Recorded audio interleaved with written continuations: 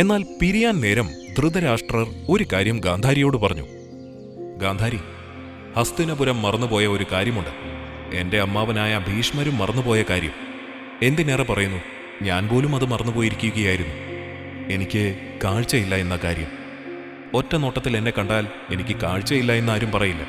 പക്ഷേ എത്ര വലിയ യോദ്ധാവായാലും എത്ര വലിയ സമർത്ഥനായാലും ഈ ഒരു കാര്യം എൻ്റെ കുറവ് തന്നെയാണ്.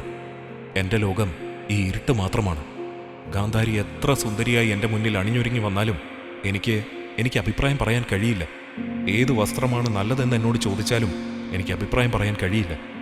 ഗാന്ധാരിയുടെ സന്തോഷം നിറഞ്ഞ ഏതൊരു നിമിഷവും എനിക്ക് കാണുവാൻ കഴിയില്ല. ചുരുക്കി പറഞ്ഞാൽ, എന്നെ വിവാഹം ചെയ്യുന്നതിലൂടെ ഗാന്ധാരിയുടെ ജീവിതം ഇരുട്ടിലാകുമെന്നത് മാത്രമാണ് സംഭവിക്കുക. ഇതുകൊണ്ടൊക്കെ തന്നെ വിവാഹം വേണ്ട എന്ന് ഞാൻ തീരുമാനിച്ചതാണ്.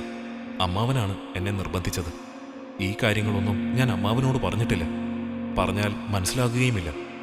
ഗാന്ധാരിയുടെ ജീവിതം ഞാൻ കാരണം ഇരുട്ടിലാകാൻ എനിക്ക് ഇഷ്ടമല്ല. അതുകൊണ്ട് തന്നെ എന്നെ ഇഷ്ടമായില്ല എന്ന് ഗാന്ധാരി മാതാപിതാക്കളോട് പറഞ്ഞോളൂ. എനിക്കതിൽ പൂർണ്ണ സമ്മതമാണ്. ധൃതരാഷ്ട്രരുടെ ആ വാക്കുകൾ ഗാന്ധാരിയുടെ ഹൃദയം തകർത്തു. തിരിച്ചു വീട്ടിലെത്തിയിട്ടും ഗാന്ധാരിയുടെ ഉള്ളു കലങ്ങി മറിയുകയായിരുന്നു. അറിയാതെ ഗാന്ധാരിയുടെ കണ്ണുകൾ അന്ന് രാത്രി നിറഞ്ഞൊഴുകി. അന്ന് രാത്രി തന്നെ ഗാന്ധാരി തന്റെ തീരുമാനം മാതാപിതാക്കളെ അറിയിച്ചു.